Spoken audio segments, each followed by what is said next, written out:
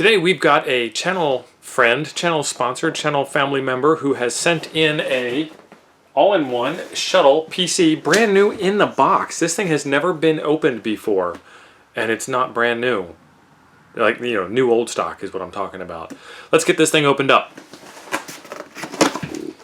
Alright, this should make for some fun camera angles, but we're going to try anyway. This is a Shuttle all-in-one. From the side panel it says it is an X50V4, and that makes it an Intel Celeron dual-core CPU, 15.6-inch screen, Intel HD graphics, 1600 MHz SODIMM DDR3L, HDMI video output, gigabit LAN plus built-in Wi-Fi, supports USB 3, so it's not that old. USB 3, not C. Full HD webcam and SD card reader. I've never seen a webcam SD card reader, but we'll check that out. And no fan. And this is supposed to be the black model. Let's see.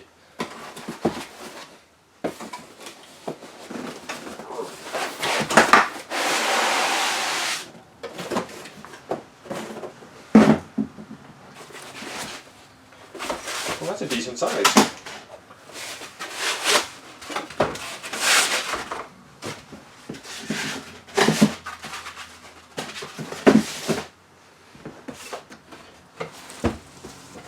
Comes with a nice little Tyvek bag holding it all in.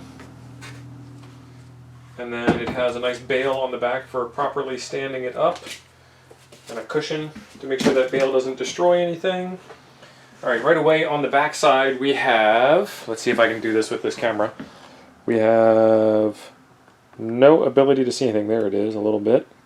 We'll do a different kind of close-up on that. Alright, let's take it apart. Not that I have any idea how to take this thing apart, but we'll try. What's the worst that can happen? We take it apart. A little bit of Loctite on the screws, that's nice to see. And these are machine screws, so I'm guessing there's going to be some threaded inserts in there. Can't get that out. Okay. Oh, warranty void if removed sticker. Nice. Let's see if we can get in without voiding the warranty.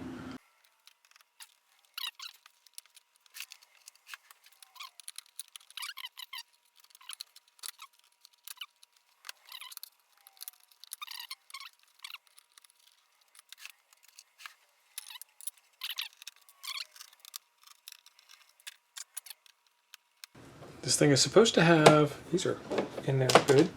This thing is supposed to have user, those are the same screw sizes, good. User upgradable RAM. And so the fact that this is so difficult to get in to do an upgrade, and I'm putting difficult in air quotes, but you just can't see me. The fact that this is so difficult to get inside of to do an upgrade is kind of interesting, because it would have been easier if they put like a trap door in or something.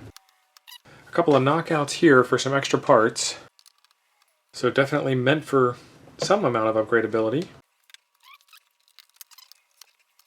Alright, now we've successfully bypassed the warranty sticker.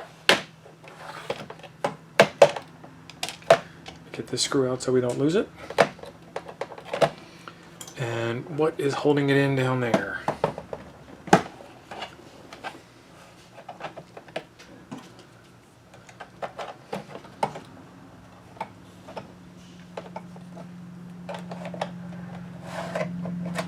Okay, there's a couple of clip-on spots down here by the audio ports.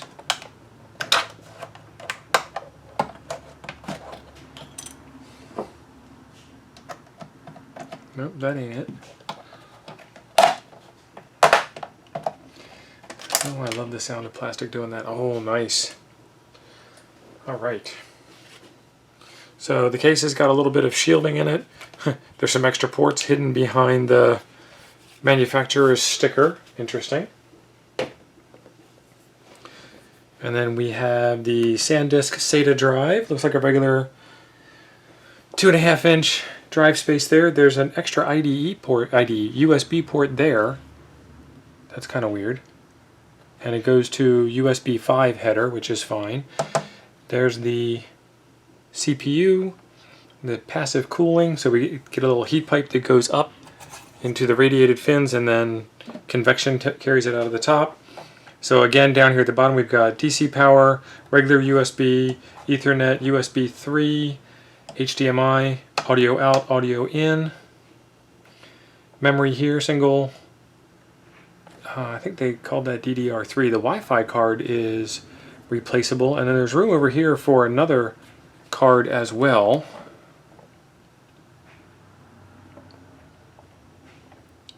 And there's another header for another USB port there. And then there are two USB ports on the side over here, and there is an SD card port over here. Overall, I'm really impressed with this machine. This is really well constructed. So I'm pretty happy to see that. Version 1.0. They were being hopeful there might be something else. There's a little flat ribbon cable connector here that's not connected to anything. It's also not labeled. No, it's labeled as COM3. So that would have gone over here. This one here, what is this? I think that's labeled as LVDS. So that's the display. LED 1, speaker 1, and there are speakers in the case, and they do sound pretty good. You guys heard that. VGA connectors mounted straight onto the board there. And then looks like there might be a power header there. But, you know, little tiny motherboard does the job. Room for a hard disk over there like we had talked about before. There's a USB plug here, so I probably could stick like a internal USB flash drive or something along those lines if I wanted to. But overall, this thing does the thing. I'm fairly impressed. Let's get back to playing with it. Alright, back to the display. It's got masking tape holding on the screen protector, which the screen protector itself is also taped into place. Get that out of the way. That's a pretty good looking machine. I like that. And then an additional cover over the camera lens. And I don't see any SD card reader anywhere near the camera lens. It's on the side over here with two USB ports. Alright, this must be power. Let's get power taken care of. Little laptop power supply. The current password for the system is 4 zeros. Don't tell anybody. Oh, Linux. Guess there's a little preview. There might be some version of Linux on it. And a quick setup fold-out poster. Awesome. So it's got DVDs, but no DVD drive. So that was useful. They could have sent some SD cards that had the data on it, but instead they sent over CDs that I can't do anything with. Fantastic.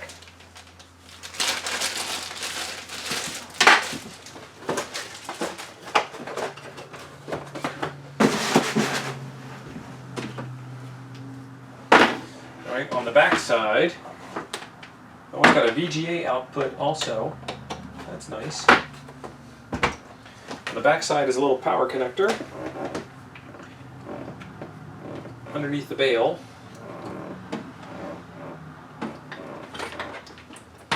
And I've got my power strip right there. And then, what is this?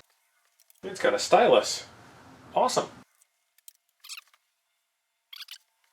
Oh, it's a version of Ubuntu. Excellent. So back when I was working with PCs on a full-time basis, Shuttle was a pretty cool brand name. They made these little lunchbox size machines that everybody would use for portable gaming. Looks like I don't need to worry about the root password because I'm already logged in. This is supposed to be a touch screen, which it definitely is. But there's no click for like a on-screen keyboard, so we got to get a keyboard plugged in. Let's do that real quick and see how long we can live without having a mouse plugged in.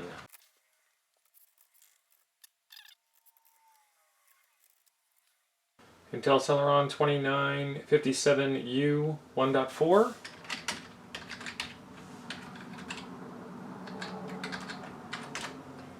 And it's Ubuntu 14.04. That's going to be fun to upgrade. Let's see what else we can do with this thing. Is that more? Oh, there's more peely stuff. Hang on.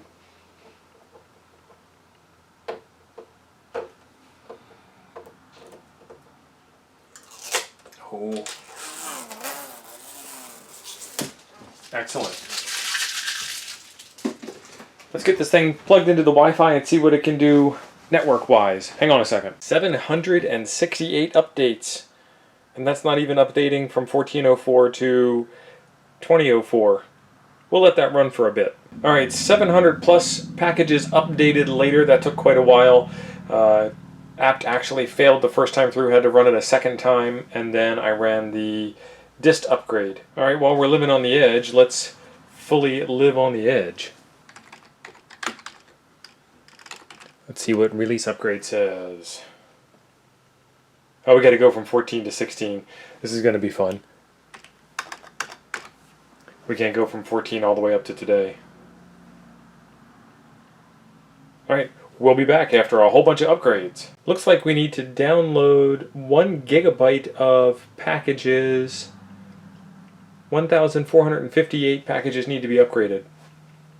Another 20 minutes to go. Okay, so the first boot into 16.04 after the upgrade was not terribly happy. The new kernel did not like the Wi-Fi card that's in here. So we're at 16.04 right now. Let's do update. I rebooted with the older kernel. Wi-Fi driver came back up, connected back to the Wi-Fi network. Everything's good. Only one upgrade can be done.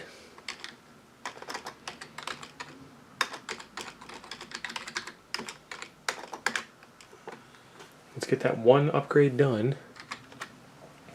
And then we'll do the upgrade from 16 to 18, which was due release upgrade. You've already seen that, so we'll be back after that. Okay, so 16 to 18 went pretty good after the reboot, and then 18 to 24 booted up and went right into doing an upgrade because the Wi-Fi worked this time. So we'll be back after this. Okay, this is the end of the 20.04 upgrade. It looks like it worked pretty well. Let's see what the due release upgrade check shows us. And there is no development version of an LTS available. Set prompt equal normal. Oh, cool. So we can upgrade to 21.04 or 21.10 or whatever it is when 21.10 comes out. Or I guess 2010. But that was the full release program. And as you can imagine, as you've probably been shouting at the screen this whole time, that doing the upgrade that way was not the right way to go. I mean, the more intelligent way to do this would have been to, you know, download an ISO image and just do a straight upgrade, but that's no fun. That's not what this channel's about. So let's do sudo apt install neofetch.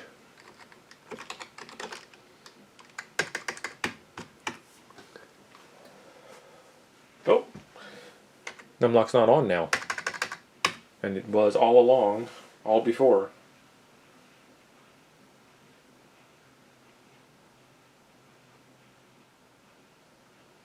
Chafa. I wonder what Chafa does.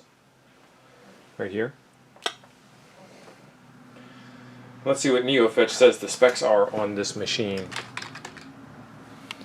And it's weird working on a... That was not the button I pushed. It's weird working on a touchscreen.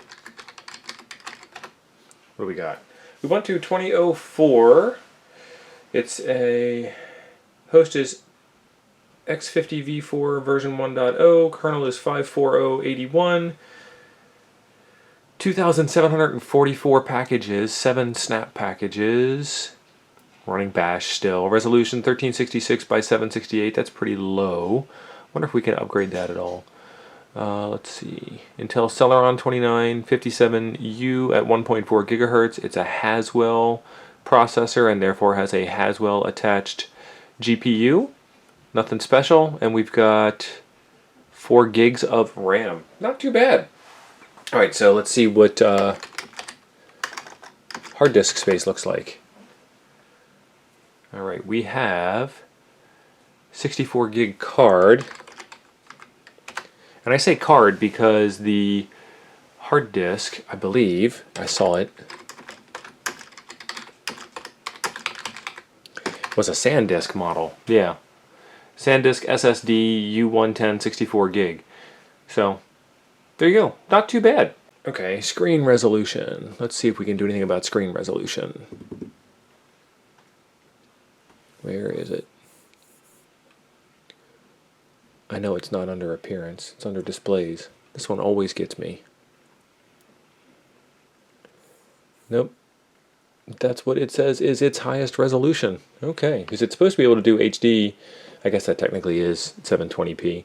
I mean, it's not 1280 by 720, but it's bigger, so I'm not complaining. Okay, let's get out of that, and let's go into Firefox. Let's see what this thing here can do.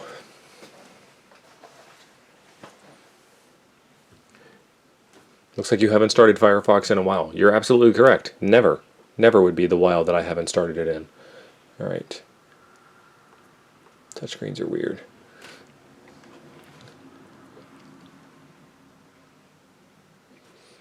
Encrypted DNS lookups. Sure thing. Let's look for...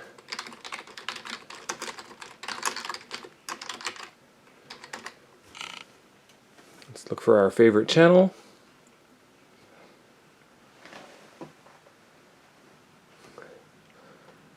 Let's go even older on computers.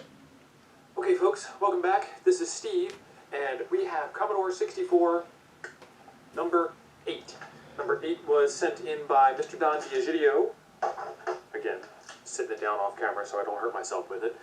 And cool. Playback's nice and smooth. What do we got for resolution? Auto 360. That's not acceptable. Let's go to 720p 60 and see if it's still smooth. Diagnosed it on the live stream, and the link is over there. Yeah, I can't point. Yeah, so 720p is... Over there. Stop that. 720p is not bad. There's no reason to go above 720p because this display doesn't display above 720p. Let's see how full screen video works. Live stream where we did the diagnosis of 7, 8, 9, and 10. This is number... works fine. Alright. Windy actually uses quite a lot of CPU resources to look as good as it does. And first it thought I was in Centuria, now it thinks I'm in St. Croix Falls. I'm in neither of those. Let's look at Rain and Thunder. Not too bad. This thing's passively cooled. There's not supposed to be any fans in it. But it does the thing. So now the question is, what do we do with this? Because this is actually a useful machine still. It's a 2013 model. It's 2021 when we're recording this. And it plays YouTube, and it does intense websites like this one, this windy.com website, which is pretty cool. So there's kind of like nothing we can't do with this. So leave some comments down below. Let me know what you think we should do with this thing, and we'll try it out. But right now I think this is going to look pretty good, sitting off on the shelf, playing something pretty on the screen like so. There we go, full screen. Kiosk mode. Perfect. Oh hey, thanks for being awesome.